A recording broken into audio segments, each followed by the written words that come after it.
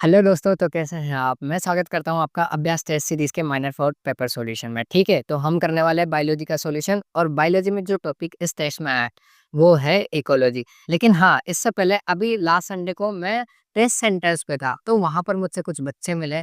उन्होंने अपनी कुछ प्रॉब्लम्स बताई। प्रॉब्लम ये कि उन्होंने बोला कि आंसर की में कुछ टाइपिंग मिस्टेक्स है, मतलब आंसर की थोड़ी गलत है। तो देखो, हम जब आंसर की बना के देते हैं तो टाइपिस्ट जो आदमी है वो ज़रूरी नहीं है कि साइंस बैकग्राउंड का हो, वो उसकी साइड से कुछ मिस्टेक कर देता है। अब उससे क्या है, बच्चे बोल रहे हैं कि हमारी रैंक कम आती है या हमारा रिजल्ट डाउन लगता है। तो देखो मेरी बात सुनो, ये जो टेस्ट सीरीज़ है ना, इसका मेन मोटिव होता है कि अपने आप सुधार करो, अपने अंदर सुधार करो। यहाँ पर आपको किसी से कम्पीट नहीं करना है।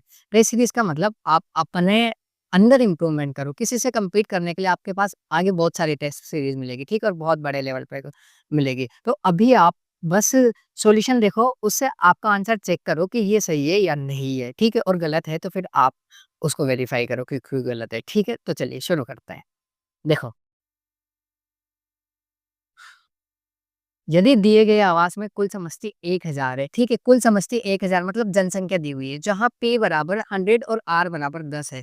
तो समष्टि में वृद्धि दर R की गणना कीजिए। अब देखो वृद्धि दर क्या होती है? देखो, वृद्धि दर होती है, इसको R से डिनोट करते हैं, ठीक है? ये होती है बर्थ माइनस डेथ, ठीक है? किसी समष्टि में किसी एक ईयर में या फिर एक एवरेज टाइम पीरियड में कितने व्यक्तियों ने जन्म लिया और उसमें से कितनों की मृत्यु हो गई, ठीक है? इन दोनों का अंतर क्या कहलाता है? वृद्धि दर। तो यहाँ पर दिया हुआ है, देखो समष्टि कितनी है? 1000 लोगों की समष्टि है, जहाँ जन्म दर P क्या है? ये जन्म दर दी हुई है, ठीक है? ये जन्म दिया हुआ है, कितने लोगों का जन्म हुआ, ठीक है? 100 का। और उसमें से R मतलब डेथ रेट कितनी है? 10। तो 100 में से 10 गया तो कितना बचा? 90। अब देखो 90 व्यक्तियों की वृद्धि हो रही है, कितना? 1000 पे। अब आंसर है परसेंटेज में, तो देखो 90 व्यक्ति बच रहे हैं 1000 पे और इसको करना है परसेंटेज में कन्वर्ट। तो 100 से गुना कर दो, 1 2 1 2, ठीक है? ये तो टोटल आ गया 9%, ठीक है? तो आंसर कितना आ गया? 9%। आगे चलो, देखो अंतरजातीय अंतःक्रियाएँ एक ही जाति के 2 सदस्यों की अंतरक्रिया से उत्पन्न होती है। देखो क्या दिया हुआ है? Inter species. अब देखो, इंटर का मतलब होता है, ये जो अंतर है ना, अंतर इसका मतलब होता है 2 के बीच में, ठीक है? 2 अलग-अलग के बीच में। तो यहाँ इसने बोल दिया कि अंतरजातीय अंतःक्रिया एक ही जाति के 2 सदस्यों की नहीं, एक ही जाति नहीं, ये 2 अलग-अलग जाति हो गए। जैसे हम देखते हैं ना इंटरकास्ट मैरिज, तो उसमें क्या होता है? 2 अलग-अलग जातियाँ, ठीक है? इंटरनेशनल, तो इंटरनेशनल में क्या हो गया? एक देश और दूसरा देश, मतलब 2 अलग-अलग देश। तो जब भी इंटर शब्द आएगा ना, वो है 2 के बीच में, और अंत का मतलब होता है कि एक के ही अंदर, ठीक है? कि तो देखो, उत्पन्न होती है, ये सेंटेंस गलत हो गया। ये अंतःक्रियाएँ लाभकारी, हानिकारक या तटस्थ हो सकती है, सही है। ये जो अंतःक्रियाएँ होती है ना, ये लाभकारी भी हो सकती है, हानिकारक भी हो सकती है, या फिर कोई रिजल्ट नहीं रहा, ऐसा भी हो सकता है। तो क्या हुआ? पहला कथन सही है और कथन सेकंड गलत है, ठीक है? सॉरी, पहला कथन गलत है और कथन सेकंड सही है। पहला गलत है, कथन सेकंड सही है, ठीक है? आगे चलो। 2 विभिन्न जातियाँ एक ही निकेत या आवास में लंबी अवधि के लिए नहीं रह सकती, इस नियम को कहा जाता है।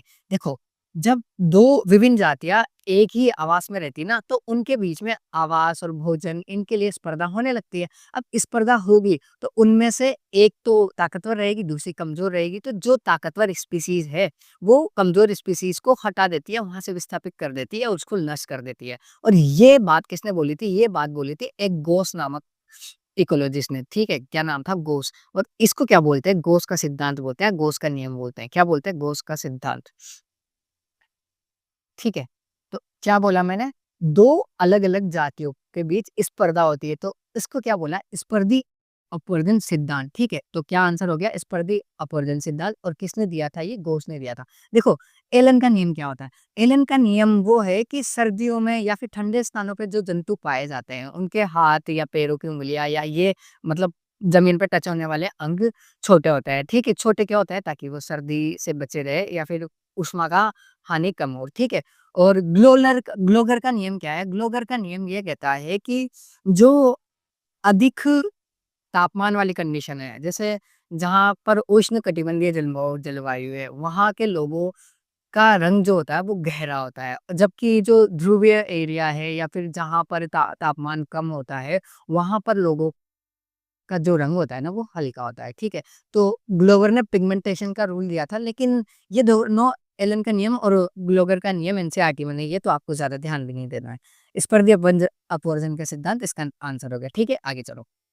निम्नलिखित में से कौन सा रसायन पौधों को चरने वाले भक्षकों के विरुद्ध रक्षा तंत्र के रूप में उत्पादित किया जाता है, जिसका व्यावसायिक उपयोग किया जा सकता है? अब देखो, स्टिकनिन, निकोटीन और क्विनिन ये सभी का व्यावसायिक रूप में उपयोग किया जाता है, और ये क्या है? ये पौधों की सुरक्षाओं के लिए है। जैसे स्टिकनिन मैं आपको बताऊं, इससे चूहे मारने की दवाई बनाई जाती है, ठीक है?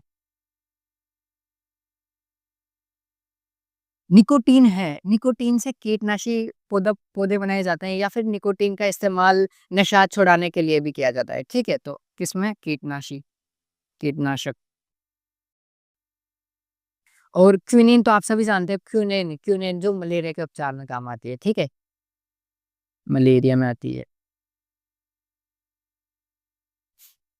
आगे चलो।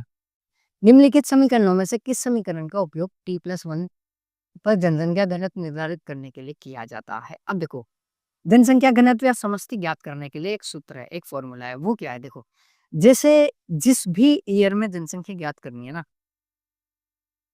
ये मान लो कि जैसे अभी 2025 चल रहा है, तो मुझे 2025 में जनसंख्या ज्ञात करनी है, तो उसका फॉर्मूला है एन t+1। मान लो कि ये 2025 है, ठीक है? अब इसमें क्या करना होता है? देखो, जो प्रीवियस ईयर मतलब 2024 की जो जनसंख्या थी वो लिखनी होती है। देखो, तो इसको टी कर दिया तो ये 2024 हो गया। अब 2024 में एक जोड़ते 2025 हो गया ना, तो ये हो गया, ठीक है? ये जनसंख्या रहेगी, फिर इसमें क्या जोड़ेंगे? इसमें जोड़ेंगे जो जाति बढ़ी, तो बढ़ेगी कैसे-कैसे? या तो उनका जन्म होगा, ठीक है? तो ये बी किसको इंडिकेट कर रहा है? जन्म को, कि कितने व्यक्तियों ने जन्म लिया। या फिर जो इमिग्रेंट्स है, इमिग्रेंट्स मतलब अप्रवासी, जो कहीं बाहर से आ गए, ठीक है? बी तो क्या है? जन्म है, आई का मतलब इमिग्रेंट्स है जो बाहर से आए, ठीक है? अब ये तो समझते में ऐड हो गए, अब कम कितने हुए? देखो, कम कौन-कौन से होंगे? जो या तो मर जाएँगे, ठीक है? ये जिनकी या तो डेथ हो गई, या फिर जो यहाँ से प्रवास कर गए, उत्प्रवास कर गए, उसको क्या बोलते हैं? इमिग्रेंट, ठीक है? ई से आता है वो। तो उन दोनों को जोड़ के इसमें से घटा दो। तो ये क्या बन गई? ये जनसंख्या घनत्व निर्धारित करने का फ़ॉर्मूला है, ठीक है? इसमें कौन-सा ऑप्शन है? एन+1, एन बर्थ और इमिग्रेंट और डेथ और ई, पहला ही ऑप्शन सही है, ठीक है? आगे चलो।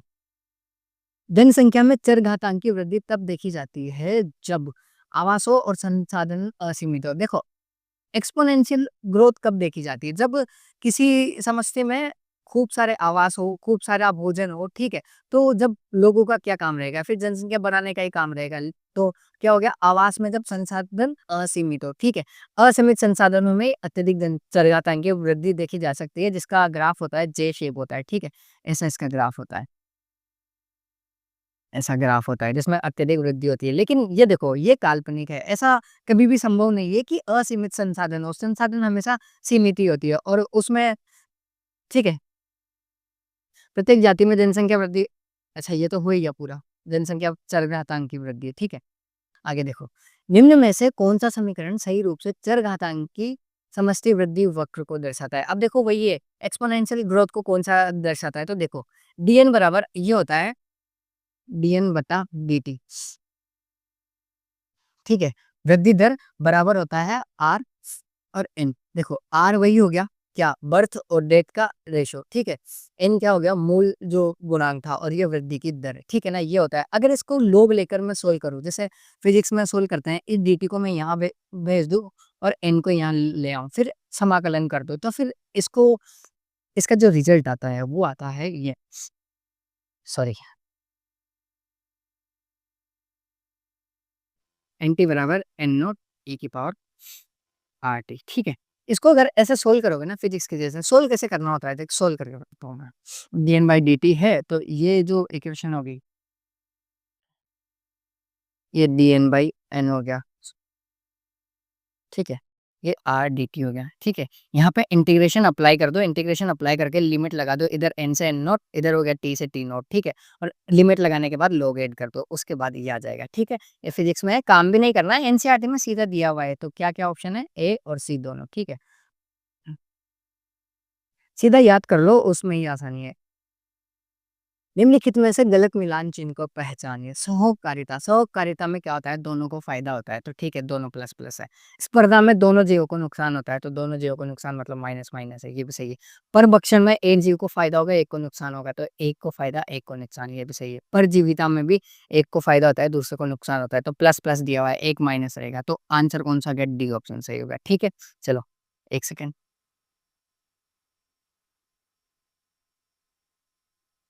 हुँ।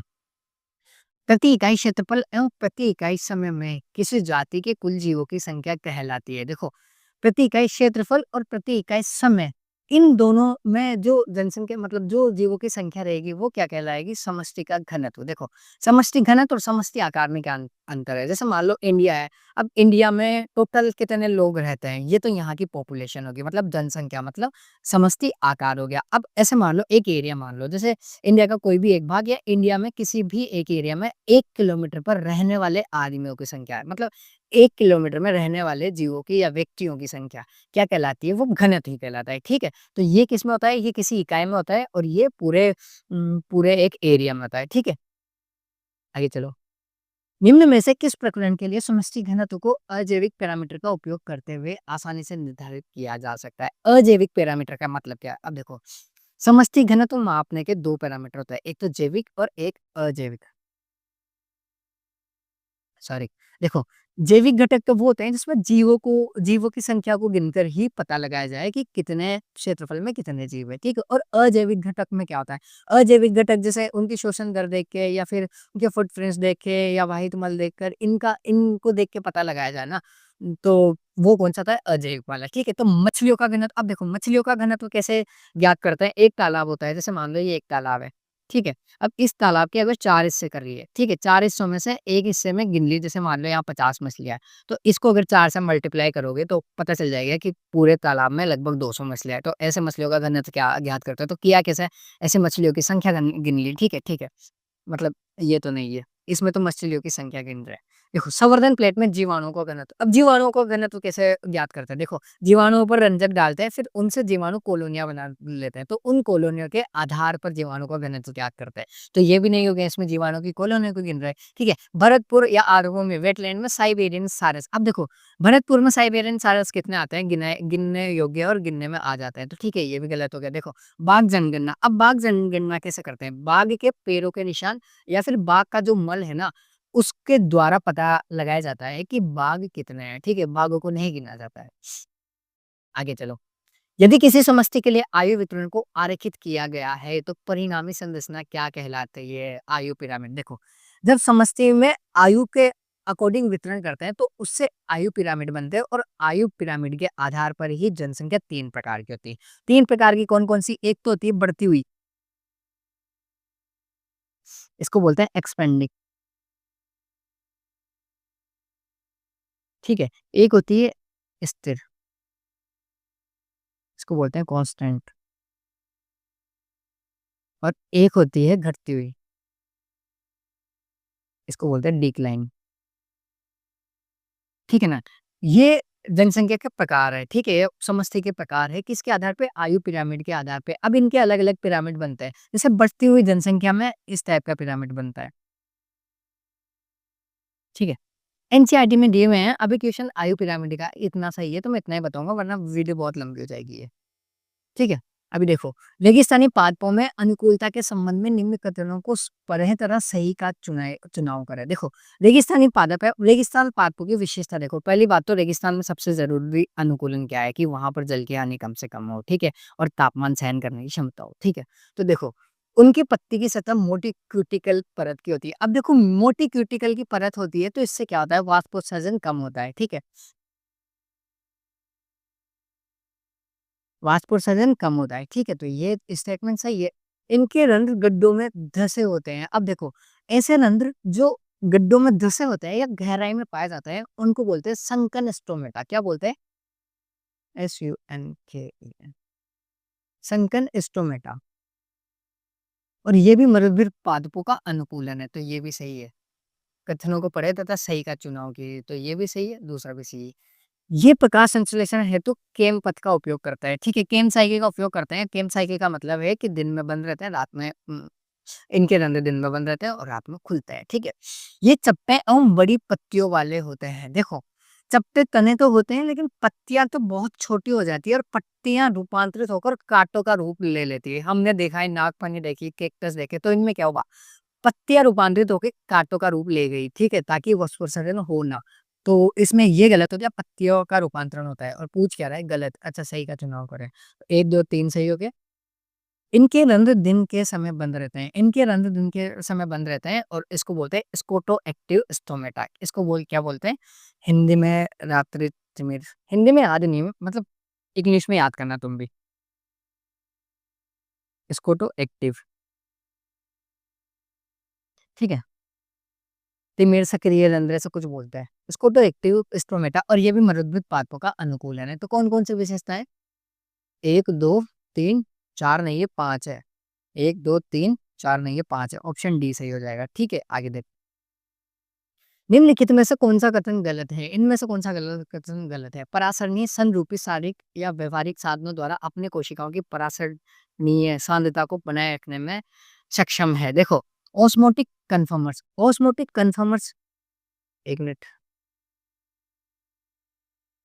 अरे नोटिफिकेशन बार बार डिस्टर्ब करता है। देखो, क्या बता रहा था मैं, हाँ, ऑस्मोटिक कन्फर्मर्स। अब देखो, दो तरह के जीव होते हैं, एक तो होता है ऑस्मोटिक कन्फर्मर्स और एक होते हैं ऑस्मोटिक रेगुलेटर्स। अब ऑस्मोटिक कन्फर्मर्स कौन होता है, देखो, ऐसे जीव जो अपने शरीर की कोशिकाओं का सांद्रता वातावरण के अनुसार कर लेते हैं, ठीक है। मतलब जैसी वातावरण की सांद्रता है वैसे ही वातावरण के अनुसार कर लेते हैं, वो क्या होता है, ऑस्मोटिक कन्फर्मर्स। अब देखो, जो ऑस्मोटिक रेगुलेटर्स होते हैं वो क्या करते हैं, अपने शरीर की सांद्रताओं को कांस्टेंट बनाए रखते हैं, मतलब उनमें परिवर्तन नहीं होने देते हैं, भले अपने आप से कुछ और कर लें। जैसे मान लो कि अभी जनरल एग्जांपल से समझाऊं कि समुद्र में जो छोटे जीव पाए जाते हैं, जैसे मोलस्का वगैरह हो गए, इनमें क्या होती है, इनकी जो कोशिकाएं होती है, इनमें अगर लवणता समुद्र में ज्यादा हो जाए और इनमें कम रह जाए तो ये समुद्र के बराबर की ही लवणता कर लेते हैं, ठीक है। अब उल्टा देखो, जैसे हम इंसान हैं, अब हम में बाहर अभी सर्दी का मौसम है, बाहर सर्दी ज्यादा पड़ रही है, तो हम अपने शरीर का अंदर का टेम्परेचर थोड़ी बढ़ाएंगे, हमारा शरीर का टेम्परेचर फिक्स रहेगा। तो ये क्या होता है, ऑस्मोटिक रेगुलेटर्स। तो अब देखो स्टेटमेंट पढ़ो, पराशरण संरूपी शारीरिक या व्यवहारिक साधनों द्वारा अपनी कोशिकाओं की पराशरणीय सांद्रता को बनाए रखने में सक्षम है। देखो, बनाए रखने में सक्षम तो ऑस्मोटिक रेगुलेटर्स होता है, ठीक है। कौन होता है, ऑस्मोटिक रेगुलेटर्स। ये जो है ऑस्मोटिक कन्फर्मर्स, ये तो क्या करते हैं, वातावरण के अनुसार ही अपनी सांद्रता को बदल लेते हैं, ठीक है। तो यही स्टेटमेंट गलत हो गया। आगे क्या दिया हुआ है, पक्षियों और स्तनधारियों को छोड़कर अधिकांश पशुओं की तापमान नियंत्रण थर्मोरेगुलेट करने में असमर्थ है। देखो, दो ही जीव हैं, मतलब दो ही कैटेगरियां हैं, दो ही समूह है जो अपने तापमान को मेंटेन कर सकते, नियंत्रित कर सकते हैं। वो कौन कौन से, पक्षियों और स्तनधारियों, वरना सभी जीव जंतुओं में तापमान नियमन की क्षमता नहीं होती है, ठीक है। तो ये सही है। स्तनधारियों की सफलता का मुख्य रूप से तापमान नियंत्रण, थर्मोरेगुलेट करने और आराम से रहने की उनकी क्षमता के कारण है, चाहे वो अंटार्कटिका में हो या सहारा रेगिस्तान में। बिल्कुल सही जगह, मतलब सही बात है कि हम सहारा रेगिस्तान में भी रह सकते हैं और अंटार्कटिका पे जाकर भी रह सकते हैं। कैसे रह सकते हैं, अपने आप में कुछ परिवर्तन करके, ठीक है। निम्न कथनों को अध्ययन करें और सही का चुनाव करें। उन समुद्री पादपों में जो महासागर की विभिन्न गहराइयों में वास करते हैं, दृश्य स्पेक्ट्रम के समस्त रंगों के घटक उपलब्ध होते हैं। देखो, जो विबग्योर होता है, दृश्य प्रकाश होता है, ठीक है, उसमें जो लाल रंग की तरंग-दैर्ध्य है ना, लाल रंग की तरंग-दैर्ध्य अधिक होती है और लाल प्रकाश में ही प्रकाश संश्लेषण कर सकता है। लेकिन देखो, जो लाल रंग की पेनिट्रेशन पावर है ना, भेदन क्षमता, जो जल में अंदर तक गहराई तक जाने की क्षमता, वो बहुत कम है। वो सबसे ज्यादा किसकी है, नीले प्रकाश की। तो बहुत अधिक गहराई तक तो नीला प्रकाश जा पाता है या वो भी नहीं जा पाता। तो ऐसी कंडीशन में जो बहुत गहराई में पाए पाए जाने वाले जीव है, वो क्या करता है, उनमें देखो, या तो नीले प्रकाश के प्रति अनुकूलन आई है, मतलब वो नीले प्रकाश में प्रकाश संश्लेषण कर सकते हैं, या फिर वो करते हैं कीमोसिंथेसिस। कीमोसिंथेसिस मतलब रसायन संश्लेषण,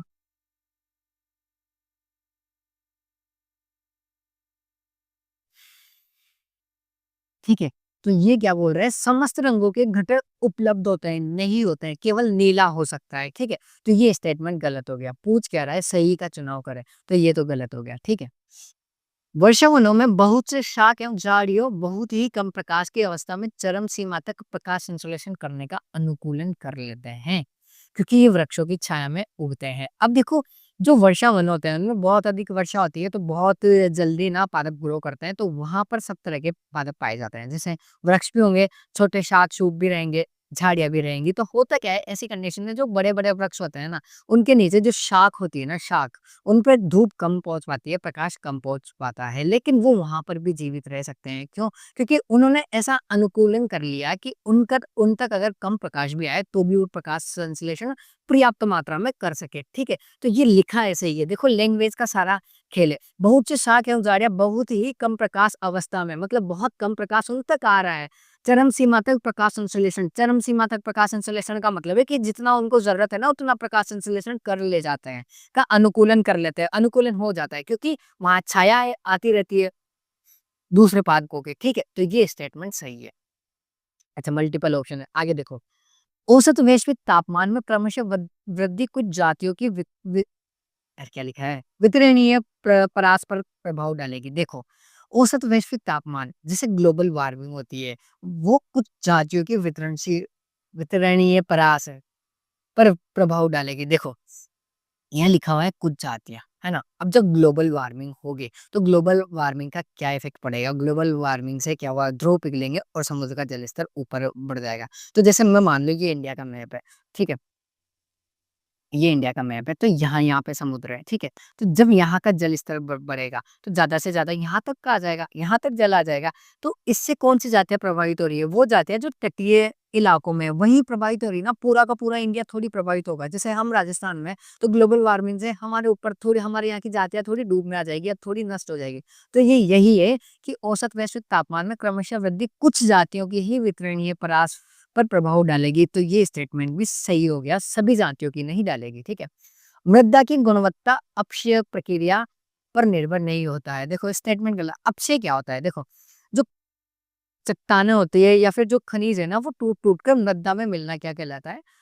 ये अपक्षय कहलाता है, वितरण कहलाती है, ठीक है? तो ये जब मृदा में मिलेगी, तभी तो उसकी गुणवत्ता बढ़ेगी, तो इन पर ही तो मृदा की गुणवत्ता निर्भर हो रही है, तो ये स्टेटमेंट गलत हो गया, ठीक है? तो कौन-कौन सा सही है? दूसरा और तीसरा सही है। ऑप्शन बी, ऑप्शन सी, दूसरा और तीसरा सही है, ठीक है? अब देखो, बैक्टीरिया, कवक और कुछ निम्न पौधे प्रतिकूल परिस्थितियों में जीवित रहने के लिए बीजाणु बनाते हैं। इस घटना को कहा जाता है, देखो, इस घटना को कहा जाता है सस्पेंशन, निलंबन। निलंबन का मतलब क्या है? इन्होंने बीजाणु बना लिए, अब बीजाणु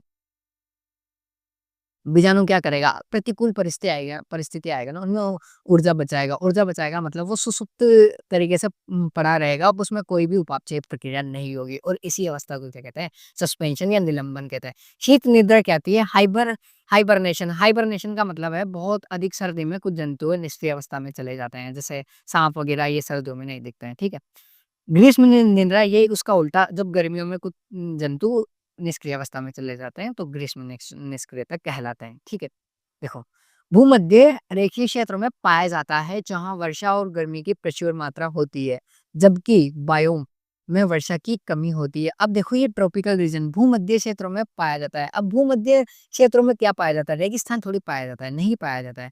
देखो, उष्ण कटिबंधीय वर्षावन भूमध्य क्षेत्रों में पाया जाता है, जो मकर रेखा और कर्क रेखा है, उसके बीच के रीजन में, ठीक है? तो वहां क्या पाया जाता है? उष्ण कटिबंधीय वर्षावन, ठीक है? जबकि बायोम में वर्षा की कमी होती है। कौन से बायोम में वर्षा की कमी होती है? रेगिस्तान वाले में वर्षा की कमी होती है, तो ऑप्शन बी सही हो गया। ऐसे जो फिल इन द ब्लैंक्स वाले क्वेश्चन हो ना, तो उनमें ऑप्शन से किया करो कि यहाँ पर ये आ सकता है, तो बाकी के ऑप्शन तो वैसे ही कट हो जाएंगे, ठीक है? आगे चलो। कॉलम 1 को कॉलम 2 से मिलाना है। अकार्बनिक पदार्थों से कार्बनिक पदार्थों का निर्माण क्या कहलाता है? अकार्बनिक पदार्थों से कार्बनिक पदार्थों का निर्माण कहलाता है प्रकाश संश्लेषण, ठीक है? क्योंकि जो CO2 और H2 होता है, ठीक है? वो क्या है? अकार्बनिक पदार्थ, और उससे क्या बन रहा है? प्रकाश संश्लेषण होकर कार्बनिक पदार्थ बन रहा है, ठीक है? तो प्रकाश संश्लेषण हो गया। दूसरा, कार्बनिक पदार्थों का परि कार्बनिक पदार्थों का अकार्बनिक में परिवर्तन। कार्बनिक पदार्थों को वापस उल्टा करेंगे, अकार्बनिक में परिवर्तन, तो ये क्या कहलाएगा? अपघटन। तो पहले में 3, दूसरे में 4, पहले में 3, दूसरे में 4, ऑप्शन सी सही हो गया। देखो, सी में 4। देखो, घुलनशील अकार्बनिक पोषक तत्व मिट्टी के नीचे चले जाते हैं और अवक्षेपित हो जाते हैं।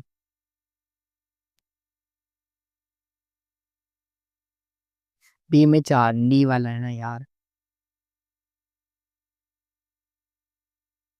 बी में 4 है, सी में 2 आएगा। देखो, घुलनशील अकार्बनिक पोषक तत्व मिट्टी के नीचे चले जाते हैं और अवक्षेपित हो जाते हैं। इसे क्या बोलते हैं? खनिजीकरण। और निक्षलन क्या होता है? ह्यूमस आगे कार्बनिक पोषक तत्व में अपघटित हो जाता है। मिलान वाले में देखना, बहुत सारे सिचुएशन ऐसी आएगी, तुमने बस एक ही मिलाए, उसमें ऑप्शन सही हो जाएगा। और ये टाइम बचाता है, तो आपको पेपर में टाइम बचाना है, क्योंकि पेपर लेंथी होता जा रहा है। ठीक है, आगे चलो।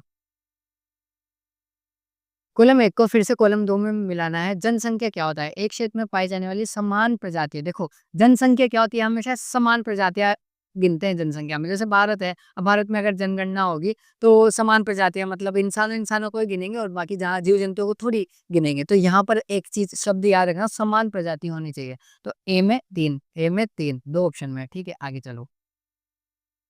समुदाय, समुदाय क्या है? अब समुदाय में एक से अधिक जातियाँ आ जाती है, ठीक है? किसी क्षेत्र में पाई जाने वाली विभिन्न प्रजातियाँ के सभी व्यष्टियों का समुच्चय, ये क्या कहलाता है? समुदाय। तो बी में 2, बी ए में 3, बी में 2। अच्छा, बी में भी 2 है, सब में ही है, ठीक है? पारिस्थितिक तंत्र क्या होता है? देखो, जो जीव है और उन वातावरण है, उनके बीच में आपस में जो क्रियाएँ होती है ना, उसको क्या बोलते हैं? पारिस्थितिक तंत्र। क्या है? जीवित जीवों और उनके भौतिक पर्यावरण के बीच पारस्परिक क्रियाएँ। ये सी में 4, सी में 4। अब तो आजा, डी ऑप्शन सही है, ठीक है? आगे चलो। अपघटन में जटिल कार्बनिक पदार्थ का सरल अकार्बनिक पदार्थों में भौतिक व रासायनिक परिवर्तन होता है। देखो, बहुत से बच्चे यहाँ कंफ्यूज हो गए होंगे कि रासायनिक परिवर्तन तो ठीक है, भौतिक परिवर्तन होता है। देखो, जब पेड़ होते हैं, पेड़ की पत्तियां टूटती है, तो पत्तियां टूट के छोटे छोटे टुकड़ों में भी तो टूटती है पहले। तो वो क्या हो गया? वो भौतिक परिवर्तन हो गया। बाद में उसका ह्यूमस बनेगा, वो क्या हो जाएगा? रासायनिक परिवर्तन। तो यहाँ पर भौतिक और रासायनिक दोनों परिवर्तन होते हैं, तो ये स्टेटमेंट सही है, ठीक है? यहाँ भौतिक देख के कंफ्यूजन मत होना कि भौतिक परिवर्तन नहीं होता है, अवस्था बदलती है। ह्यूमिफिकेशन अप्रद या कार्बनिक अवशेषों से ह्यूमस के निर्माण की प्रक्रिया है। ये स्टेटमेंट भी सही है। तो ऑप्शन मतलब कथन 1 और 2 दोनों सही है। ऑप्शन ए सही हो जाएगा। ठीक है, आगे देखो। निम्नलिखित में से कौन सा कथन गलत है? किसी विशेष अवधि में किसी एक पोषक स्तर में जैव मात्रा की मात्रा को खड़ी फसल कहा जाता है। खड़ी फसल की परिभाषा है, सीधी लाइन है। ठीक है, तो ये स्टेटमेंट सही है। पोषक स्तर में ऊर्जा सामग्री उस ट्रॉपिक स्तर में एक प्रजाति के कुछ व्यष्टियों पर विचार करके निर्धारित की जाती है। देखो, एक प्रजाति के कुछ व्यष्टियों में नहीं की जाती, एक प्रजाति की सभी व्यष्टियों में की जाती है। ठीक है, क्या है? पोषक स्तर में ऊर्जा सामग्री उस ट्रॉपिक स्तर में एक प्रजाति की कुछ व्यष्टियों। देखो, जो प्रजाति है, जिस पोषक स्तर पर जो प्रजाति है ना, उसकी सभी व्यष्टियों में की जाएगी। जैसे मान लो कि जैसे ये समझ लो कि किसी प्रजाति में 100 शेर है, 100 शेर है, ठीक है? या 100 बकरियाँ मान लो पहले, 10 ही मान लो।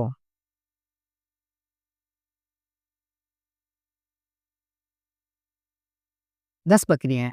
अब 10 बकरियों ने कुछ पौधे खाए या कुछ भी पत्तियाँ-वत्तियाँ खाई। अब इनसे अगर एक बकरी ने 20 कैलोरी या 20 किलो कैलोरी या 20 कैलोरी कुछ भी मान लो, 20 कैलोरी ऊर्जा ली, तो 10 ने कितनी ली? 10 ने ली 200, ठीक है? तो टोटल कितनी हुई? 200 हुई ना? तो 200 कब पता चलेगा? जब 10 की लेंगे। अगर मान लो कुछ कुछ जैसे 10 में से अगर 5 की मानोगे, तो 5 इंटू 20 करोगे, तो वो तो 100 ही होगा ना?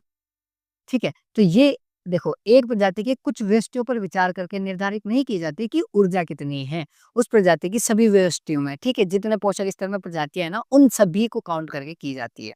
देखो, तो पूछ क्या रहा है, कौन-सा कथन गलत है? तो ऑप्शन बी ही गलत हो गया, ठीक है?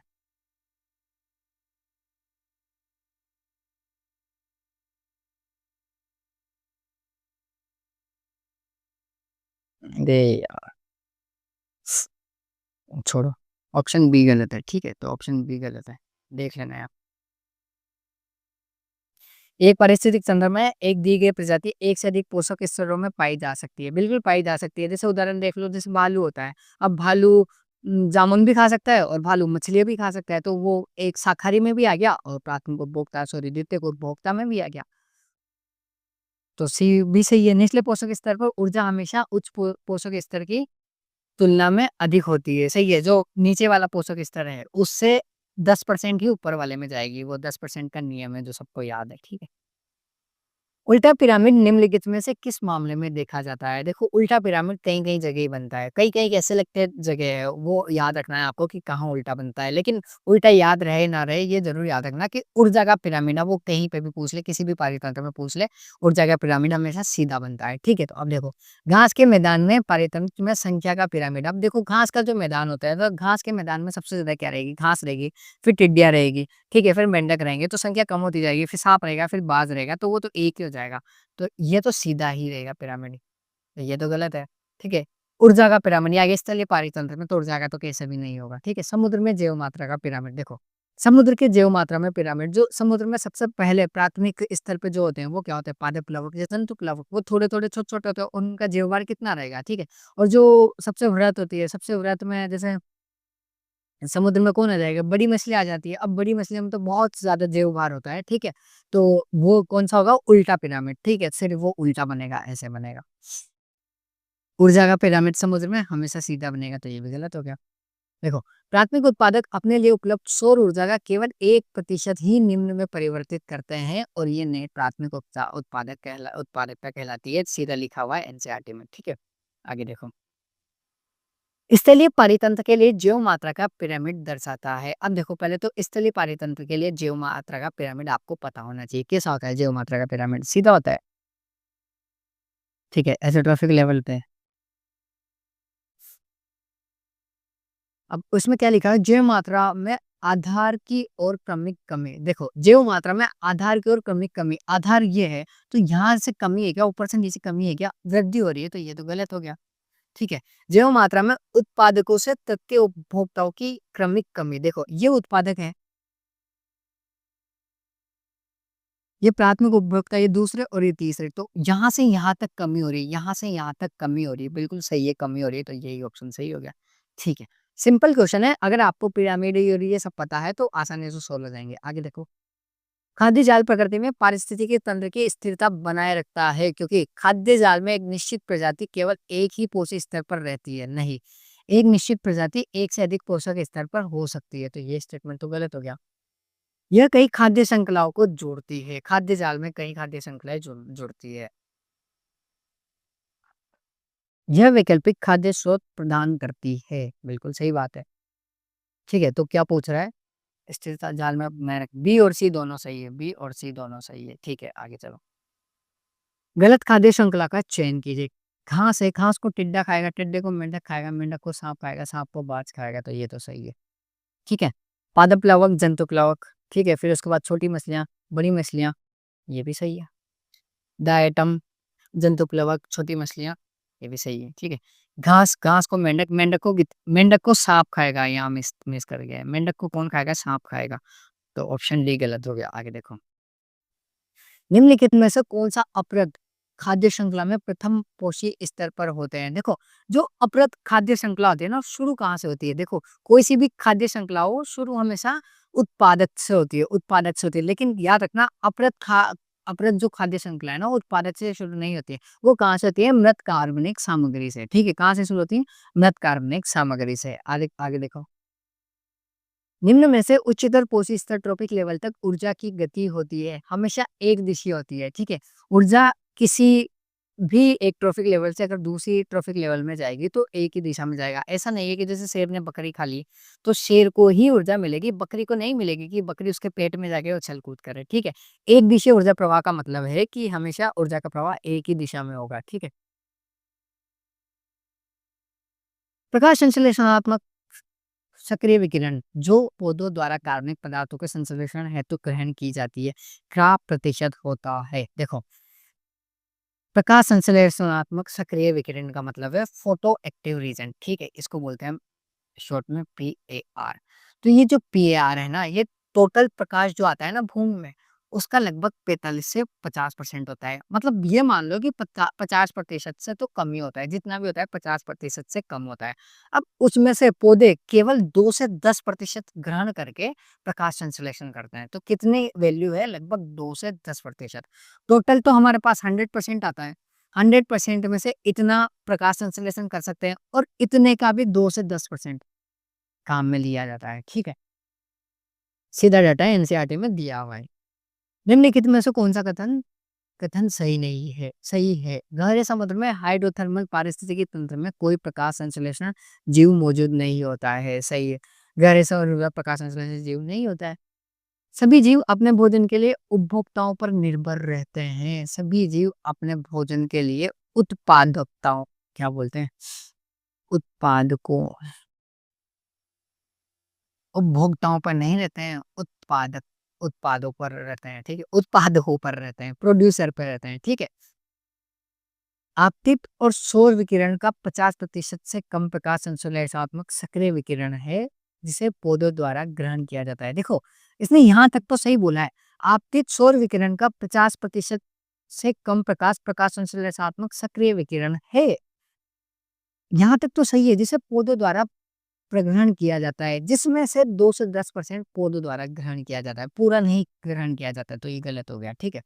देखो, जलीय पारितंत्र, जलीय पारिस्थितिकी तंत्र में उत्पादक विभिन्न प्रजातियां जैसे पादप प्लवक, प्राणी प्लवक, शैवाल और उच्च पौधे होते हैं। बिल्कुल सही है, फोर्थ वाला सही है। ठीक है।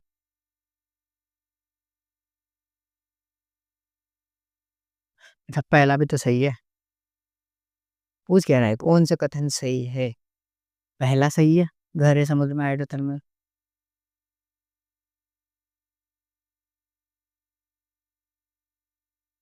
पहला और फोर सही है, पहला और फोर सही है। अरे यार, सुनो सुनो सुनो सुनो, रुको। देखो, ये सही नहीं है।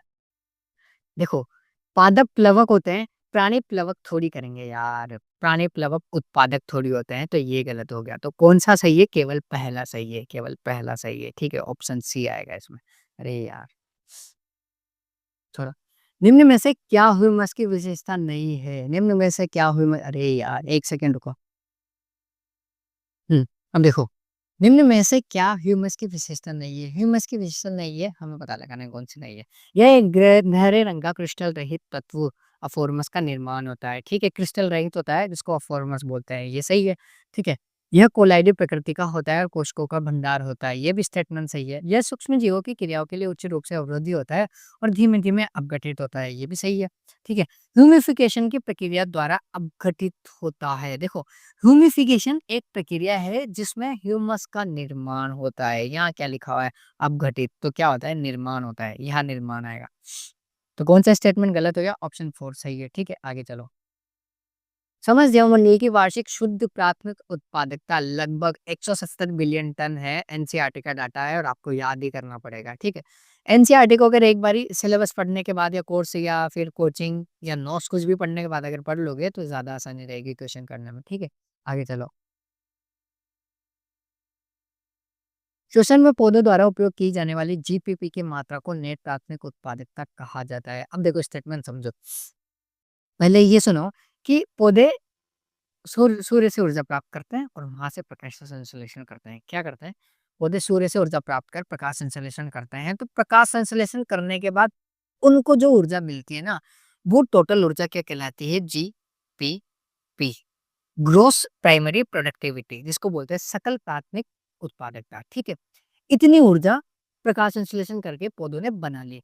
अब इसमें से कुछ ऊर्जा वो श्वसन में काम में लेते हैं। किसमें? रेस्पायरेशन।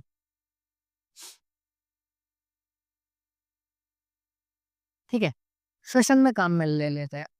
देखो, जो ऊर्जा बनाई, कुल ऊर्जा बनाई, उसमें से श्वसन में जो ऊर्जा काम में ले ली, उसके बाद जो ऊर्जा बची ना, उसको क्या बोलते हैं? NPP, net primary productivity. ठीक है, नेट प्राथमिक उत्पादकता। अब पढ़ो लाइन को, क्या लिखा हुआ है देखो।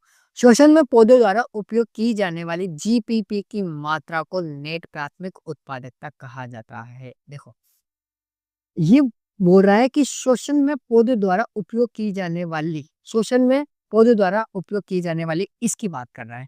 तो जीपीपी की मात्रा को नेट प्राथमिक उत्पादकता कहा जाता है। नेट प्राथमिक उत्पादकता क्या है? शोषण करने के बाद जीपीपी में से जो बचा ना, वो है नेट प्राथमिक उत्पादकता, ना कि शोषण में काम में ली जाने वाली। ठीक है, स्टेटमेंट को ढंग ढंग से समझना। जीपीपी की मात्रा जो शोषण में काम में ली, उसको बोल रहा है ये नेट प्राथमिक उत्पादकता। जबकि नेट प्राथमिक उत्पादकता को हम कैसे डिफाइन करेंगे कि जीपीपी में से शोषण में काम में ली गई ऊर्जा के पश्चात बचने वाली शेष ऊर्जा क्या है? एनपीपी जिसको पौधे अपने पास स्टोर कर लेते हैं, संचित कर लेते हैं। तो ये स्टेटमेंट गलत हो गया। ठीक है। नेट प्राकृतिक उत्पादकता केवल शाकाहारी जीवों के लिए उपलब्ध है, नहीं। देखो, एनपीपी केवल शाकाहारी जरूरी नहीं है शाकाहारी जीवों के लिए उपलब्ध हो। जैसे वो फल में स्टोर कर लिया, फल को इंसान भी खाते हैं, मनुष्य भी खाते हैं, और मनुष्य सर्वाहारी जीव है। ठीक है, तो केवल शाकाहारी के लिए ही उपलब्ध हो ऐसा जरूरी नहीं है, तो दूसरा भी गलत है। ठीक है। उपभोक्ताओं द्वारा कार्बनिक तत्वों के निर्माण दर को द्वितीयक उत्पादकता कहा जाता है, बिल्कुल सही है। नेट प्राथमिक उत्पादकता पौधे द्वारा शोषण के दौरान उपयोग में की जाने वाली ऊर्जा बराबर जीपीपी। अब देखो, इसने क्या किया हुआ है, जीपीपी जीपीपी बराबर लिखा हुआ है नेट प्राथमिक उत्पादकता एनपीपी प्लस शोषण। देखो, ये शोषण इधर मैंने माइनस कर दिया, अगर इसको इधर ट्रांसफर कर दो तो प्लस में आ जाएगा, तो एनपीपी प्लस रेस्पायरेशन बराबर जीपीपी हो गया, तो ये भी स्टेटमेंट सही है। ठीक है, तो कौन सा पूछ रहा है, गलत पूछ रहा है, तो एक और दो गलत है। ठीक है, आगे देखो। अब दिए गए कथन को विचार कीजिए और ए और बी की पहचान कीजिए। ठीक है, ए एक पारिस्थितिक तंत्र में प्रकाश संश्लेषण के दौरान कार्बनिक पदार्थ के उत्पादन की दर। अब देखो, प्रकाश संश्लेषण करके पौधों ने जो उत्पादन किया वो क्या कहलाया, अभी मैंने क्या बोला, उसको क्या बोला, जीपीपी। ठीक है, प्रकाश संश्लेषण के द्वारा क्या बना, जीपीपी। तो ए तो क्या हो गया, जीपीपी। तो ए जीपीपी किस में है, ए में है। ठीक है, बी में नहीं है तो बी गलत हो गया, सी में नहीं है तो ये गलत हो गया, डी में है। ठीक है, अब देखो आगे क्या है, उत्पादन की दर है बी, उत्पादक उत्पादकों द्वारा प्रति इकाई समय में या इकाई क्षेत्र में या आयतन में संग्रहित। अब देखो, अभी मैंने बोला था कि पौधे शोषण के पश्चात कुछ ऊर्जा बचती है उसको संग्रहित कर लेते हैं। ठीक है, तो उसको मैंने क्या लिखा था, उसको मैंने लिखा था एनपीपी। तो जो संग्रह हो गई वो क्या है, वो है एनपीपी। तो एनपीपी दूसरा वाला है एनपीपी, सामुदायिक उत्पादकता नहीं, तो पहले वाला ऑप्शन सही है। ठीक है, एनपीपी पहला है, जीपीपी दूसरा एनपीपी। आगे देखो, कॉलम एक को कॉलम दो से मिलाओ। अब दिया हुआ है जातीय क्षेत्र संबंध समीकरण। अब सबसे पहले तो जातीय क्षेत्र संबंध समीकरण होता क्या है, किसने दिया था, देखो, एक साइंटिस्ट है अलेक्जेंडर वान हम्बोल्ट। ठीक है, क्या नाम है उसका, अलेक्जेंडर वान,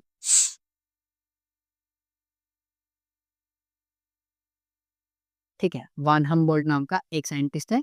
इसने एक समीकरण दिया और समीकरण देके इसने ये बोला कि एस बराबर होता है सी प्लस ए की पावर जेड। ठीक है, अब ये क्या है और ये क्यों दिया, अब इधर सुनो। कोई एक क्षेत्रफल या कोई एक एरिया, उसमें कितनी समष्टि विद्यमान है या उसमें विद्यमान समष्टि का घनत्व क्या है, ये पता करने के लिए इसने ये समीकरण दिया। अब इस समीकरण में जो पद है ना वो क्या क्या है, इधर देखो। एस क्या है, एस है समष्टि। ठीक है, जाति की समष्टि। ठीक है, एस बराबर क्या है, समष्टि। ठीक है, और जो ये ए है ना वो क्या है, वो है क्षेत्रफल। कि भाई जाति कितने क्षेत्रफल में उपस्थित है। अब इसने यही दिया है कि इनका नाम क्या है। अब आप में से बहुत सारे लोग ये सोच रहे होंगे, कई ने तो बहुत से बात पढ़ा भी नहीं है ये, कि ये तो आउट ऑफ सिलेबस है। अब देखो, ये आउट ऑफ सिलेबस नहीं है, आपके सिलेबस में शार्प मेंशन किया हुआ है कि जाति है, आपके समझ सिलेबस में समझती है और संख्या भी है। तो उनसे ही मिलकर उनका ही ये पार्ट है क्या, वान हेमोल्ट का ये समीकरण, जातीय क्षेत्र समीकरण। तो अब देखो क्या हुआ है, एस क्या बताया मैंने, एस बताया मैंने समष्टि, जातीय समृद्धि, ये ए में दो। ठीक है,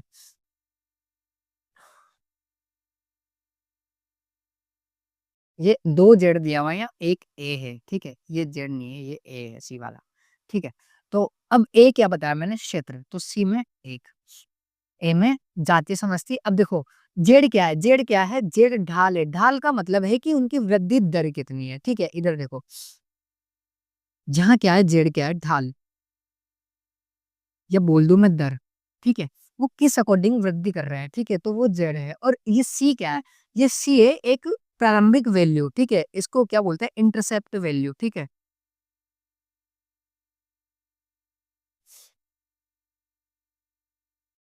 इंटरसेप्ट वैल्यू मतलब जैसे मान लो किसी क्षेत्रफल में हम समझते हैं कि घनत्व को गणना कर रहे हैं, तो इससे पहले उस क्षेत्रफल में कितनी समष्टि घनत्व था वो वैल्यू है। ठीक है, गणना करने से पहले वाली। अब देखो, इसमें इसमें ये ए की जगह वाई दिया हुआ है। ठीक है, वाई ले लिया इसने, इसकी जगह ए क्या आ रहा है, सी की जगह वाई लिया है। ठीक है, तो अब ए क्या होगा, क्षेत्रफल, जेड क्या होगा, रेखीय ढाल, जेड क्या है, रेखीय ढाल।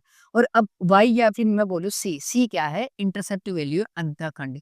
तो ये मैच करना है, ए में ए में 2, ठीक है? ए में 2 दोनों में। बी में 4, बी में 4, 1 में ये ऑप्शन 1 सही हो गया, ठीक है? तो ये नई चीज़ है, मेरे हिसाब से बहुत कम लोगों ने पढ़ी हुई है, तो अब ध्यान देना ये सिलेबस में आउट ऑफ सिलेबस नहीं है। आगे देखो,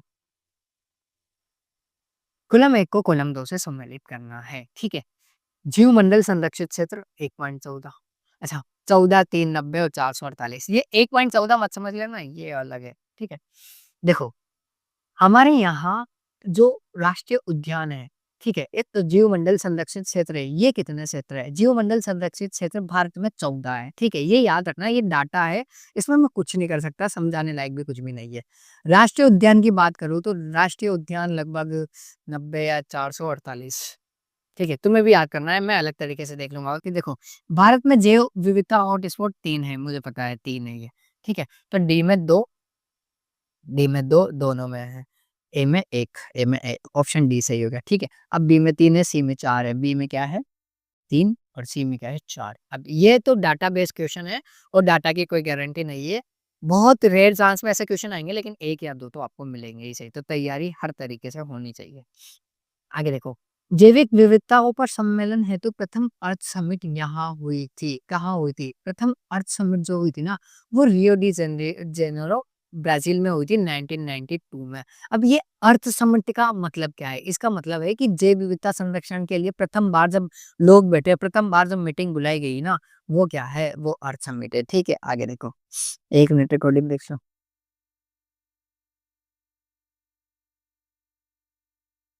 हुँ। देखो, निम्नलिखित में से गलत कथन को चुनें। टैनिन एक औद्योगिक उत्पाद है जो मनुष्य के लिए लाभदायक है, ठीक है? टैनिन औद्योगिक उत्पाद है जिसको मनुष्य काम में लेता है। स्थानिका एक ऐसा शब्द है जिसका प्रयोग प्रजातियों की समृद्धि को किसी सीमित स्थान तक सीमित रखने के लिए किया जाता है, किसी अन्य स्थान पर नहीं। अब देखो एक शब्द आया स्थानिकता।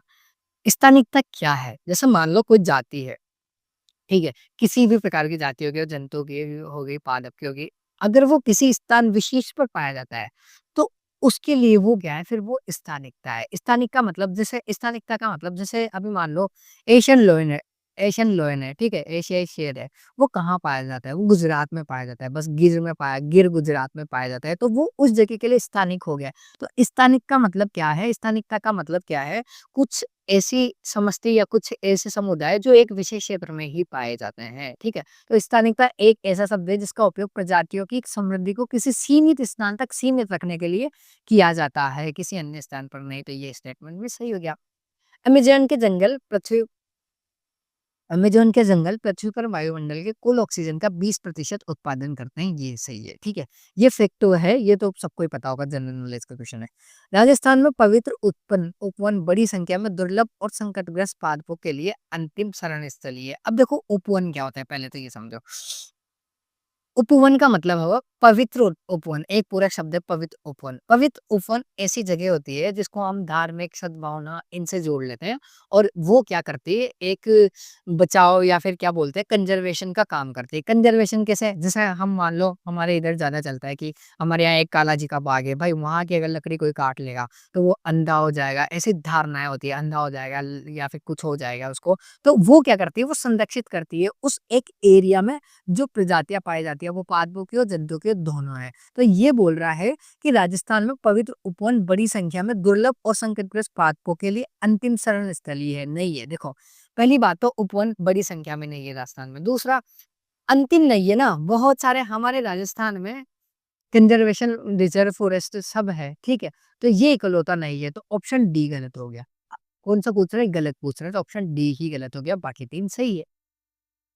निम्न में से कौन-सा एक भारत के जैव विविधता हॉटस्पॉट में शामिल नहीं है? अब देखो, भारत में कितने जैव विविधता हॉटस्पॉट है? 3 मुख्यतः 4 है लेकिन 3 ही कंसिडर करते हैं। उनमें से कौन-कौन सा है? देखो, एक तो है पश्चिमी घाट, जो महाराष्ट्र की साइड से है।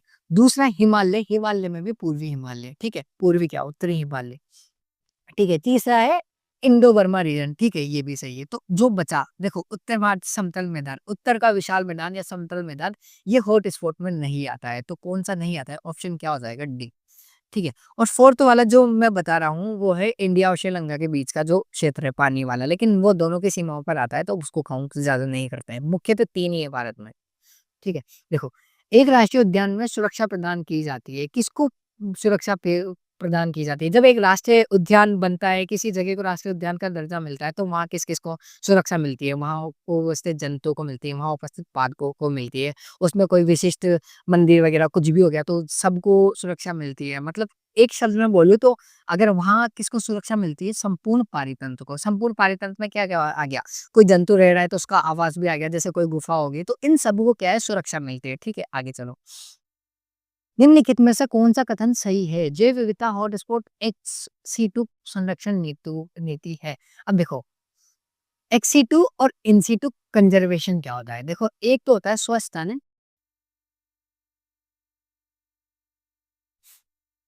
और एक होता है बहिस्तानी।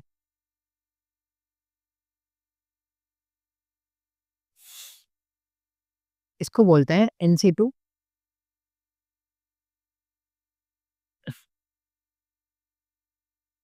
इसको बोलते हैं एक्स-सी2। अरे एस-आई-टी-यू है, सी-आई-टी-यू, इंग्लिश छोड़ देना मेरी, ठीक है? तो अब देखो, स्वस्थानी क्या होती है, बहिस्तानी क्या होती है? अगर कोई जाति है, कोई समुदाय है, ठीक है? समुदाय जैसे कोई जंतु है, अब उसको उसका जो प्राकृतिक आवास है ना, वहीं पर रखकर संरक्षण प्रदान किया जाए, तो वो क्या होता है? स्वस्थानी। मतलब जो प्राकृतिक आवास है, वहीं पर उसको संरक्षण प्रदान किया जाता है, तो वो क्या है? स्वस्थानी। और बहिस्तानी क्या है? एक्स-सी2, उसके प्राकृतिक आवास से अलग करके उसको किसी अन्य आवास पर संरक्षण प्रदान किया जाए। जैसे कोई भी जंतु हो गया, अब उनको चिड़ियाघर में रख दिया, ठीक है? तो वो क्या है? एक सेतु है। अब देखो, अब समझो क्या है? वो बहिस्थान है। जैव विविधता हॉटस्पॉट एच-सी2 संरक्षण नीति। अब देखो, जैव विविधता हॉटस्पॉट है, तो अभी 3 हॉटस्पॉट आए थे, तो वो तो फिक्स है। वहाँ पर रहने वाली जातियाँ वही रहती है, तो वो एच-सी2 नहीं है, वो कौन से? वो इन-सी2 है। ठीक है? तो ये वाला गलत हो गया। स्तनिकता का उच्च स्तर केवल भारत में ही देखा जा सकता है। ऐसी कोई स्पेशल बात नहीं है। स्तनिकता का बहुत सारे स्तर है और वो पूरे पूरे विश्व में मिलते हैं। जैसे हर जगह का अपना-अपना फेमस जंतु हो गया, जैसे साइबेरिया का साइबेरियन क्रेन हो गया, एशिया में अगर एशियाई लोयन है भारत का, ऐसे हर जगह के हैं। तो ये भी ज़रूरी नहीं है कि भारत में ही देखा जाए, पूरे विश्व में है। ठीक है? हमारा नैतिक कर्तव्य है कि हम उनकी भलाई का ध्यान रखें और अपने जैविक विरासत को अच्छे क्रम में भविष्य की पीढ़ियों तक पहुंचाएं। ये सही है, ठीक है। सादा सिंपल लाइन है, तो कौन सा सही है? सही पूछा है, केवल 3 सही है, ठीक है। आगे देखो। अमेजन वर्षा वनों को पृथ्वी का फेफड़ा माना जाता है क्योंकि पृथ्वी के वायुमंडल की कुल ऑक्सीजन में इनका 20% योगदान होता है। अभी पुराने क्वेश्चन में डिस्कस हुआ था, ठीक है। नीचे दी गई सूची में क्या जैव विविधता संरक्षण के लिए संकीर्ण रूप से उपयोगी तर्क है? संकीर्ण देखो, अब जैव विविधता संरक्षण के लिए 2 तरह के उपयोग हो सकते हैं। एक तो संकीर्ण होते हैं, एक व्यापक होते हैं। अब संकीर्ण में जैसे हमें कोई चीज़ कुछ सीमित काम आ रही है, या फिर कुछ ही लोगों के काम आ रही है या फिर कुछ ही समुदाय के काम आती है, तो वो किसमें आएगी? सीमित में। अब देखो, औद्योगिक उत्पादक जैसे डाई और स्नेक मनुष्य के काम आ रहे हैं, बिल्कुल सही। ये आएँगे संकीर्ण में, ठीक है। पारितंत्र उत्पाद जैसे प्रकाश संश्लेषण। अब प्रकाश संश्लेषण तो व्यापक हो गया ना, पूरी पारितंत्र में ही है, तो वो व्यापक है, संकीर्ण नहीं है, ठीक है। मधुमक्खियों और पक्षियों का चमगादड़ों का परागकारी परत। अब देखो, परागकण भी पूरा व्यापक हो गया, कोई एक स्पेशल फूल या किसी एक समुदाय के विशिष्ट नहीं है, ठीक है। जलाने के लिए लकड़ी, फाइबर का निर्माण सामग्री, ठीक है। फाइबर और निर्माण सामग्री, ये मनुष्य के लिए और ये संकीर्ण में आ गया, ठीक है। घने वनों के बीच से गुजरने का सौंदर्यात्मक सुख। अब सौंदर्यात्मक सुख जरूरी थोड़ी है मनुष्य लेंगे, पूरे पूरे जंतु सब ले सकता है, तो ये भी सबके लिए है, तो ये व्यापक आ गया, ठीक है। औषधीय महत्ता के उत्पाद, औषधीय महत्ता किस कौन काम मिलता है? इंसानी काम मिलता है, ये संकीर्ण में है, ठीक है। संपूर्ण रूप से खिले बसंती फूलों को निहारना, ठीक है। ये तो एक प्रक्रिया है, संपूर्ण व्यापक में नहीं आएगी। वैसे व्यापक ही है ये भी, क्योंकि बहुत सारे फूल खिलते हैं और निहारना तो मनुष्य ही करता है, लेकिन उसमें नहीं आएगा ये, ठीक है। तो कौन कौन सा आएगा? 1, 4 और 6। 1, 4 और 6, ऑप्शन सी इसका सही हो गया, ठीक है। आगे देखो। देखो, ऐसे क्वेश्चन बहुत रेयर पूछे जाते हैं, लेकिन आ सकते हैं। अब देखो, ये काम का क्वेश्चन है। काम कैसे? क्योंकि तीनों प्रजातियां हैं और तीनों के बारे में जानना जरूरी है, क्योंकि एनसीईआरटी में लिखा हुआ है। वो विदेशी जाति जो अब तक भारत में आई एक शैतानी खरपतवार बन चुकी है, ठीक है। कोई 3 पादप है, ठीक है। तीनों भारत में विदेश से आए हैं और अब आतंक कर चुके हैं। आतंक मतलब ये अनचाहे खरपतवार हैं, बहुत तेज़ी से वृद्धि करते हैं और आस-पास किसी को उगने नहीं देते। ठीक है? कौन-कौन से देखो, लेंटाना केमरा, ये केमारा, ठीक है? लेंटाना केमारा, ये अमेरिका से आया था और ये खरपतवार है। आइकोर्निया क्रेसिपस, इसको बोलते हैं बंगाल का आतंक। बंगाल का आतंक मतलब ये जल में पाया जाता है और जलीय स्पीशीज़ को बढ़ने ही नहीं देता। ठीक है? तो लेंटाना केमरा हो गया, आइकोर्निया हो गया और पार्थेनियम जो मक्का के साथ आया था, ये तो सबको पता है ही सही। तो कौन सी शैतानियाँ हैं? ये तीनों उपरोक्त सभी हो गया, ठीक है? आगे चलो। आईयूसीएन के अनुसार विलुप्त होने वाली प्रजातियों में शामिल है डोडा, भारतीय गज़ल को बोलते हैं चिंकारा, चिंकारा, ठीक है? थाइलासीन बोलते हैं तस्मानियाई भेड़िए को, है ना? स्टीलर की समुद्र गाय ये अलग जंतु है। अब देखो क्या पूछ रहा है? विलुप्त होने वाली प्रजाति है। अब देखो विलुप्त होने वाली प्रजाति, वैसे तो इसने नाम दिए, इसमें से मैं एक को जानता हूँ चिंकारा को और चिंकारा विलुप्त होने की कगार पे नहीं है। तो मेरे अकॉर्डिंग तो 1, 3, 4 हो गया और 1, 3, 4 इसका सही भी है। अब देखो, ये जो क्वेश्चन है ना, ये डाटाबेस फैक्ट बेस्ड क्वेश्चन है, इसमें कुछ भी पूछ सकता है। ज़्यादातर तो एनसीईआरटी के ही चीज़ें पूछेगा, लेकिन आपको ध्यान रखना है या तो ऐसे क्वेश्चंस को इग्नोर कर देना है या फिर 100% आप करेक्ट हो, तो ही आपको अटेम्प्ट करना है, ठीक है? आगे देखो, द इविल क्वाड्रेट का संबंध निम्न में से किस 4 मुख्य कारणों से है? अब देखो पहले तो इविल क्वाड्रेट क्या होता है? इविल क्वाड्रेट क्या है? 4 कारण हैं किसके? जैव विविधता के नष्ट होने के। जैव विविधता नष्ट होने के 4 कारण हैं। अब 4 कारण कौन-कौन से हैं? देखो, पहला तो है आवाज़, आवाज़ का नष्ट होना, ठीक है? दूसरा कारण है अतिदोहन,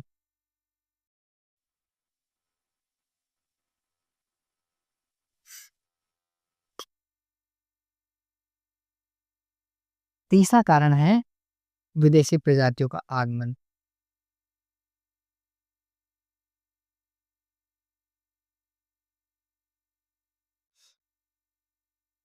और फोर्थ है सह-विलुप्ति।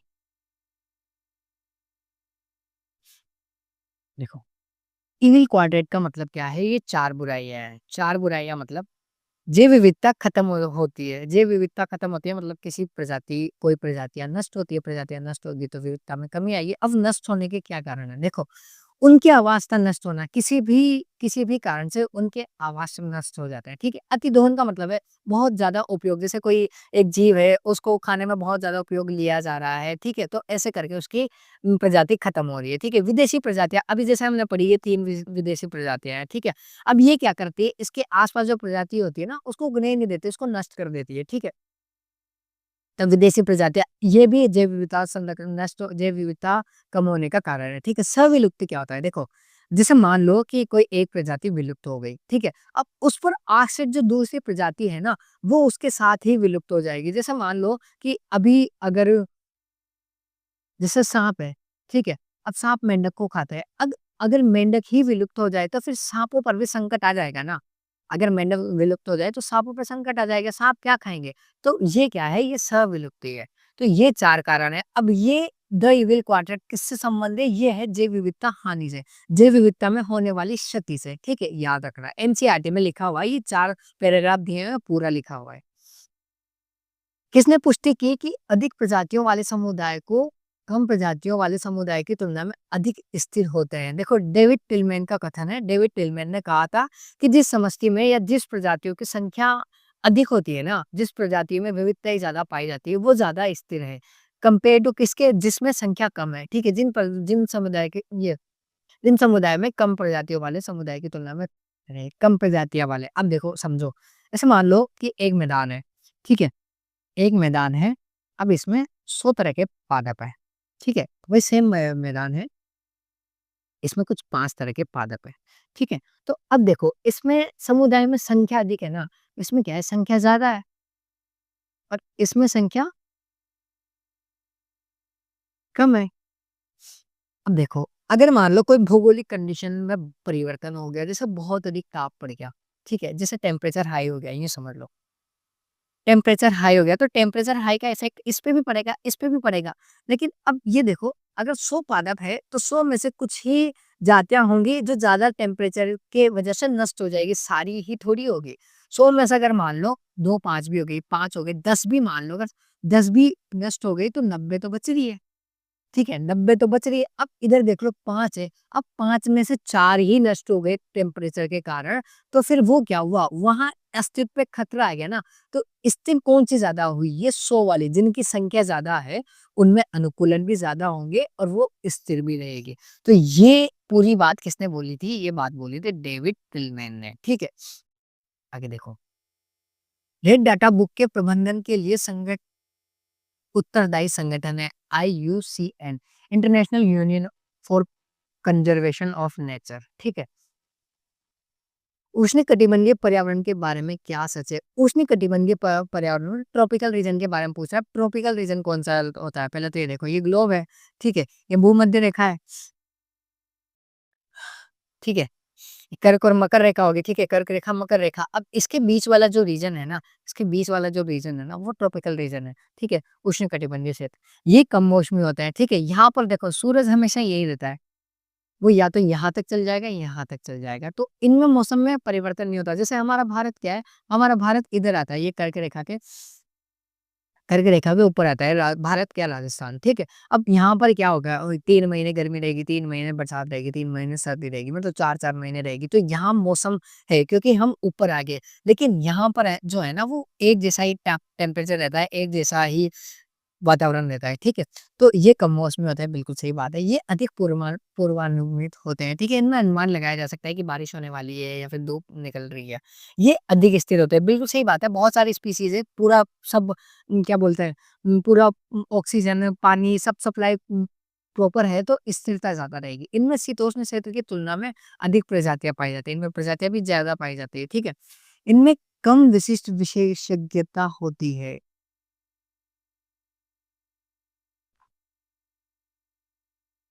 क्या लिखा है? 1 मिनट रुकना।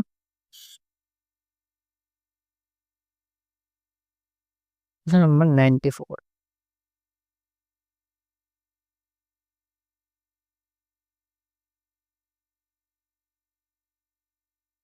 अरे!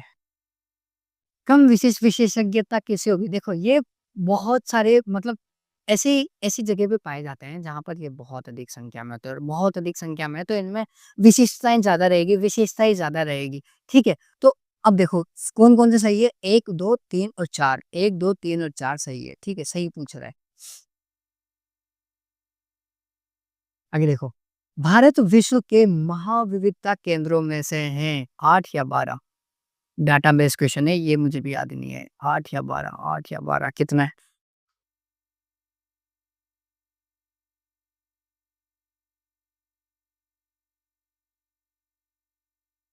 95, 95, 12। देखो, मेरी बात सुनो,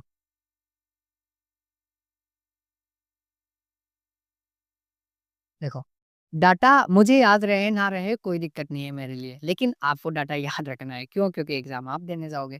अब डाटा ऐसा नहीं है कि दुनिया भर का ही रट लो, इतना सा रटो जितने में काम हो जाए। अगर आपको बहुत ज़्यादा डाटा पढ़ने की ज़रूरत पड़ रही है और क्वेश्चन 1 या 2 ही आएँगे, तो फिर आप वहाँ पर टाइम वेस्ट मत करो, ठीक है? आगे चलो। विभिन्नताओं में हिमालय की श्रृंखलाओं पर वृद्धि करने वाले औषधीय पौधे रौल्फिया प्यूमिटोरिया में रेसर प्राइल ड्रग की उत्पादकता को प्रभावित किया है।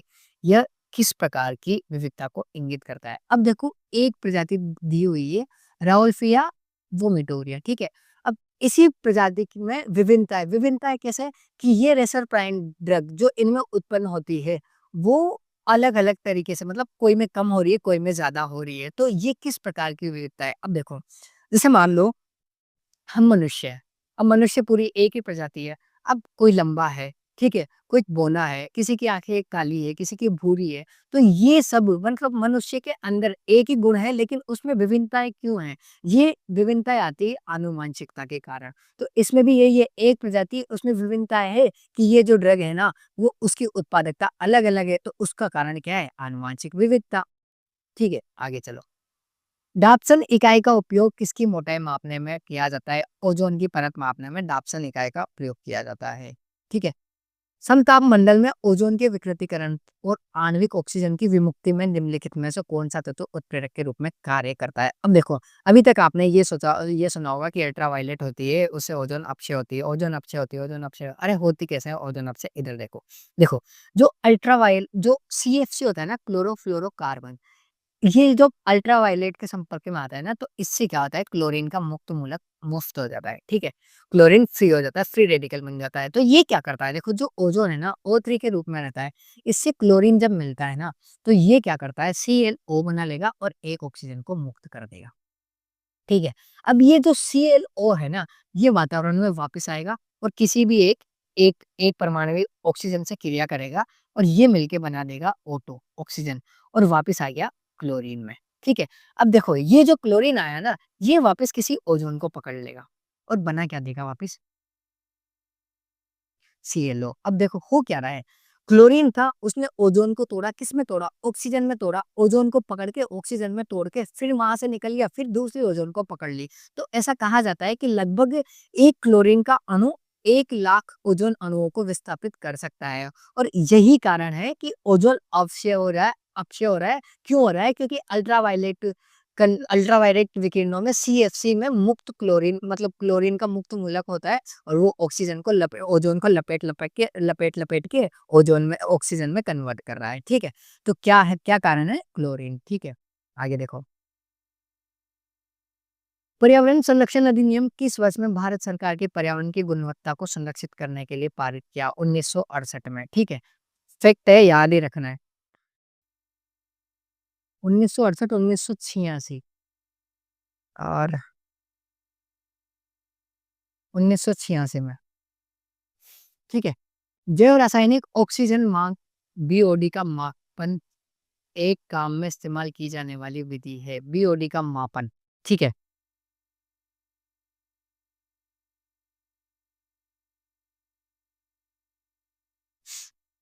पहले तो ये समझो कि बीओडी क्या होता है, फिर करेंगे इसका मापन।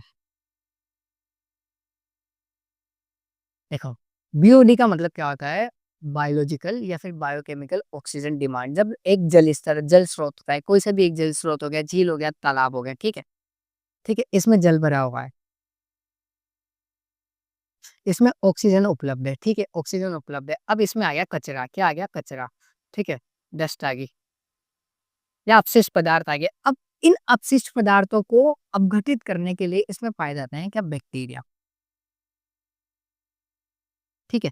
बैक्टीरिया पाया जाता है। तो अब ये बैक्टीरिया इन अपशिष्ट पदार्थों को अपघटित करने के लिए ऑक्सीजन ऑक्सीजन चाहिए इनको अपघटित करने के लिए, तो ये क्या करने लगते हैं? डिमांड किसकी? ऑक्सीजन की। तो ऑक्सीजन की डिमांड बढ़ने लगती है। क्यों बढ़ने लगती है? क्योंकि जल प्रदूषित हो गया। अब देखो बीओडी का मतलब क्या है? ऐसे तो होता है कि बायोकेमिकल ऑक्सीजन डिमांड मतलब अगर किसी जल स्रोत में अगर प्रदूषण बढ़ गया तो वहाँ बायोलॉजिकल ऑक्सीजन डिमांड भी बढ़ जाएगी, ठीक है? डिमांड बढ़ गई, तो वो उसको क्या हम मानेंगे? उसको मानेंगे हम प्रदूषक। ठीक है, प्रदूषित जल, ठीक है। अब देखो इसका मापन कैसे किया जाता है? व्यापारिक स्तर पर दही बनाने के लिए सैकरोमाइज़ सेरेवेसी की सक्रियता का मापना नहीं, ठीक है। आरबीसीएस की ऑक्सीजन की वहन करने की कार्य क्षमता का हिसाब लगाना नहीं। मलजल सीवेज में जैविक पदार्थ की मात्रा का पता लगाना ये, ठीक है। सीवेज पदार्थों में कितने मात्रा में अपशिष्ट है और कितने मात्रा में जैविक पदार्थ है, इसके लिए बीओडी का प्रयोग किया जाता है। क्योटो प्रोटोकॉल का अनुमोदन कहाँ हुआ था? क्योटो प्रोटोकॉल का अनुमोदन हुआ था कोप 3 कॉन्फ्रेंस ऑफ पार्टीज में जो हुआ था जापान में। क्योटो कहाँ है? जापान का एक शहर है। 1992 में हुआ था। डीडीटी अवशेषित तेजी से खाद्य श्रृंखला में गुजरते हुए जैव आवर्धन पैदा करता है क्योंकि डीडीटी जल में घुलनशील होता है, नहीं वसाओं में घुलनशील होता है। अब देखो जैव आवर्धन का मतलब क्या होता है? ऐसे पदार्थ ऐसे सब्सटेंस जो प्रकृति में नष्ट नहीं होते बल्कि इकट्ठे होते जाते रहते हैं, संग्रहित होते जाते हैं। अब संग्रहित कैसे होते हैं? देखो, डीडीटी क्या करता है? जैसे खेतों में डीडीटी का छिड़काव करते हैं, वहाँ पे ठीक है, फिर खेतों में डीडीटी का छिड़काव करने के बाद कुछ जानवर जैसे जानवर वो फसल खा लेते हैं या फिर वो घास वगैरह जिस पर भी डीडीटी का छिड़काव हुआ वो खा लेते हैं। तो जानवरों में क्या होता है? वसा होता है ना, उसके साथ डीडीटी घुल जाता है और वसा में एकत्रित होता जाता है और वसा के साथ जैसे फैट फैट जमा होता है ना, इंसानों में भी होता है, तो वो जानवर है अगर वो इंसानों इंसान उनको यूज़ में ले लेता है, उनको खा लेता है, तो वो इंसानों में आ गए। या फिर जैसे मछलियाँ हैं, मछलियों में डीडीटी है, अब उन मछलियों को इंसानों ने खा लिया, तो वो डीडीटी कहाँ आ गया? इंसानों में। तो ये क्या हो गया? ये आवर्धन होता जाता है, मैग्नीफिकेशन होता जा रहा है, बढ़ता जा रहा है, ठीक है? नष्ट नहीं हो रहा है, तो ये किसमें घुलनशील होता है? वसाओं में, ठीक है? निम्नलिखित में से किस एक विकल्प में संपूर्ण वैश्विक उष्मायन में कुल 4 में से 2 हरित गैसों के योगदान की सही प्रतिशतता दी गई है? देखो ग्रीन हाउस गैसें है ना, वो कौन-कौन सी होती है? सबसे ज़्यादा होती है CO2 लगभग 60% होती है। ठीक है? CO2 के बाद होती है CH4,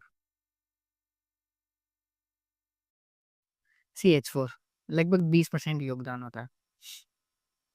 CH4 के बाद होती है CFC,